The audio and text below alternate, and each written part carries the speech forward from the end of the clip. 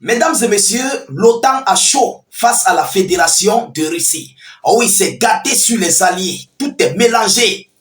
La Fédération de Russie ne dit pas d'un mauvais rêve. Il vient de rejeter l'idée des OTANiens du transfert des soldats de paix européens sur le sol en Ukraine, contrairement à ce que la Russie désire.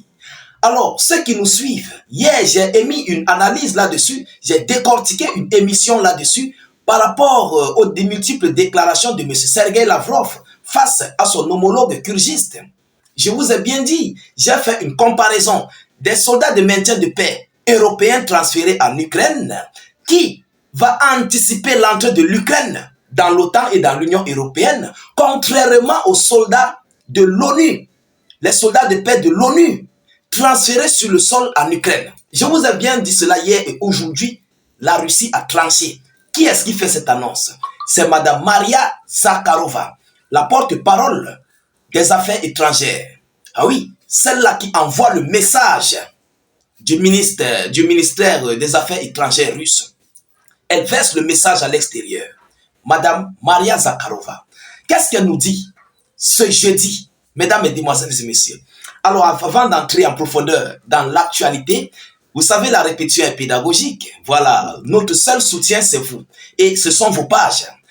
Veuillez vous acquitter à vos droits de contribution. Vous savez, nous prenons la peine pour réaliser des vidéos. On a besoin de vous pour nous soutenir. Ce n'est pas payant, c'est gratuit et ce n'est pas forcé, ce n'est pas obligatoire. Vous comprenez? Voilà. Sécurisez la vidéo avec un maximum de j'aime, mettez beaucoup de j'aime. Et abonnez-vous à nos différents canaux de réalisation YouTube, Facebook. Surtout, n'hésitez pas à cliquer sur la cloche de notification. Ça vous permettra de recevoir nos vidéos d'actualité en temps réel. C'est très important. N'hésitez non plus, s'il vous plaît, de mettre vos avis en commentaire, vos analyses en commentaire, parce que nous aimerions bien vous lire. C'est par rapport à ça, parfois, on échange avec beaucoup d'entre vous. Vous comprenez? Voilà, c'est très important.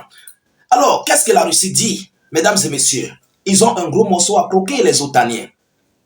Moscou s'oppose à l'envoi de troupes de l'OTAN en Ukraine en cas d'un cessez-le-feu. Moscou s'oppose à l'envoi des troupes de l'OTAN en Ukraine après un cessez-le-feu. Cela veut dire quoi? Si eux, ils envoient ces soldats de l'OTAN, la Russie ne va pas considérer. Vous comprenez? Les Russes ne vont pas considérer ces soldats de l'OTAN. Les Russes vont les considérer comme soldats ukrainiens et vont continuer leur conflit. Ah oui, ils vont briser leur ligne de défense. Ils vont frapper. Est-ce que vous comprenez? Je ne sais pas si vous voyez la situation. Pourquoi? Parce que ce n'est pas un accord favorable aux deux parties au conflit. C'est un accord unilatéral. Ils n'ont pas demandé à la Russie si cela peut être possible.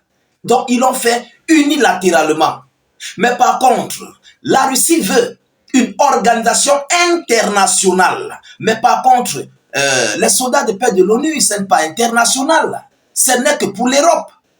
Ah oui, c'est pour l'Europe. Il faut un accord que personne ne peut violer. Alors, quel est cet accord? C'est l'accord avec les soldats de paix de l'ONU. Hier, je vous ai dit cela ici. Nous sommes des analystes et on connaît, on voit la situation au futur. Vous comprenez? La Russie a rejeté jeudi l'idée que les pays de l'OTAN envoient les troupes de maintien de la paix en Ukraine en cas d'un cessez-le-feu entre Kiev et Moscou. Cette idée était totalement inacceptable pour la Russie, a déclaré Maria Zakharova, porte-parole du ministère des Affaires étrangères russe, lors d'un point de presse. Vous comprenez maintenant? Alors, les Russes, ce sont des spécialistes en fait dans le jeu d'échecs et maths. Ils ne durent pas d'un mauvais rêve. Ils ne blaguent pas, ils ne rigolent pas. Et contrairement à ce que les OTANiens pensent, parce que eux, ils se disent que ça serait un raccourci pour eux, mais les Russes ont lu cela depuis. Ils ont vu ça dans le miroir. Ah oui, Poutine a vu cela dans le miroir. Il dit, l'histoire là, si je laisse ça là, c'est fini, il y aura magne. Il y aura magne. Donc, il faut seulement que on doit faire quoi? Ce sont les soldats de paix onusiennes de l'ONU. Alors, si quelqu'un d'entre eux viole la loi, automatiquement, ce sont les soldats de l'ONU qui doivent intervenir contre ce dernier. Mais alors, la réelle question qu'on se pose est où les Otaniens ont peur, où les Otaniens paniquent. Vous comprenez? Les Otaniens ont peur, pourquoi? Parce que les soldats de l'ONU n'ont pas, en fait, ils n'ont pas peur. En fait, les soldats de l'ONU ont peur de la Russie. Donc, pour eux, ils se disent, les Otaniens se disent que ces soldats seront influencés par la Fédération de Russie. Je ne sais pas si vous comprenez. Pour eux, selon les analyses, ils se disent que les soldats de l'ONU seront influencés par la Russie. Donc, ils n'auront pas le poids face aux Russes. Mais par contre, si eux, ils déploient leurs forces otaniennes pour maintenir la paix, la stabilité, alors au moins ceux-là peuvent faire face, ils peuvent faire le poids face à la Fédération de Russie. C'est ce que les Otaniens pensent en fait dans leurs idéologies. Est-ce que vous comprenez donc pourquoi eux, ils veulent envoyer leurs soldats? Ça, c'est le premier point. Le deuxième point viendra l'introduction de l'Ukraine dans l'OTAN, l'introduction de l'Ukraine dans l'Union européenne. Après, le troisième point viendra maintenant pour refaire un conflit géant à la Fédération de Russie, dès lors que l'Ukraine serait dans l'OTAN. Je ne sais pas si vous avez compris ce mécanisme. Alors, nous allons continuer.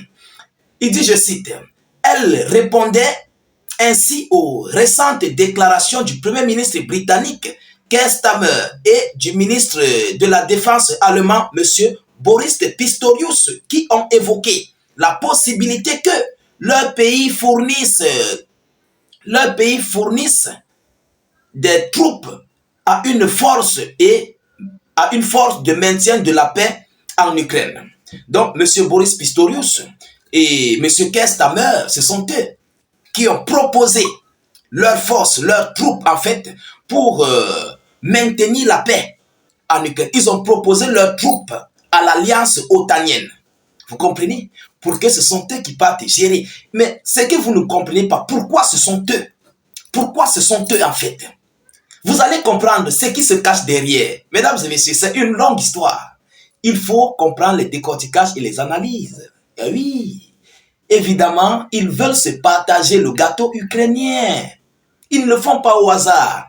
Ceux qui dépensent beaucoup dans ce gâteau, ceux qui dépensent beaucoup dans la composition de ce gâteau, ce sont eux en fait qui vont couper le gâteau. Chacun doit prendre de sa part. Nous avons les Britanniques, nous avons l'Allemagne, nous avons les États-Unis d'Amérique au temps de M. Joe Biden. Ah oui, ils veulent se couper le gâteau. Mais par contre, il y a d'autres pays. Il y a d'autres pays. Mais pourquoi eux, ils n'envoient pas leurs soldats de paix? En fait, ils veulent sécuriser le gâteau qu'ils vont couper sur le sol ukrainien. C'est ça la réalité en fait. Est-ce que vous comprenez maintenant la mafia qui s'oppose? Alors, mesdames, mesdemoiselles et messieurs, pour mieux couper ce gâteau, il faut que l'Ukraine soit en sécurité otanienne et européenne. Donc, dans l'Union européenne et dans l'OTAN. Pour qu'ils puissent bien manger ce gâteau. Alors, ce gâteau serait amer. Pourquoi? Parce que les Russes ne vont pas autoriser. Les Russes ont rejeté leur demande. Ils ont rejeté, mais complètement et farouchement. Ils s'opposent à tous les niveaux. Alors, c'est une grosse pierre à croquer pour les Otaniens. Oui, parce que peu importe ce qu'ils feront, peu importe les décisions qu'ils prendront, peu importe ce qu'ils vont se dire en sourdine, mais dès que ça arrive sur l'ombre, aux yeux du monde, les Russes vont frapper. Oui, s'ils veulent la paix, ce n'est que les soldats de l'ONU et un accord signé par qui? Par un président légitime. Un président légitime qui doit signer cet accord. Alors, est-ce que c'est demain? Est-ce que c'est après-demain? C'est encore pour long terme. Et pendant ce temps, la Russie avance. Elle continue de grignoter le terrain et elle va reprendre ses localités de courte. Vous comprenez? Et elle va prendre encore une zone grise. Si Volodymyr Zelensky va vouloir, évidemment, il va signer un accord. Mais s'il ne va pas vouloir, les Russes vont continuer de capituler l'Ukraine jusqu'au dernier jour. C'est de ça qu'il s'agit. Alors, mesdames et messieurs, voilà en fait l'information que j'avais à vous relayer dans cette vidéoconférence. Je vous prie encore de la mettre partout à travers le monde, sur tous les médias, sur tous les canaux. Partout où vous pouvez voir nos frères africains connectés. Notre but, c'est d'informer le million de personnes.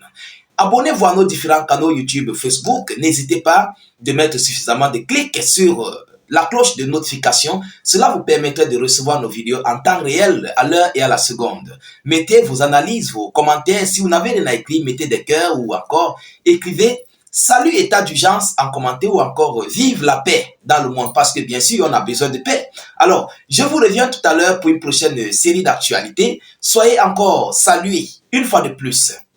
Ciao ciao.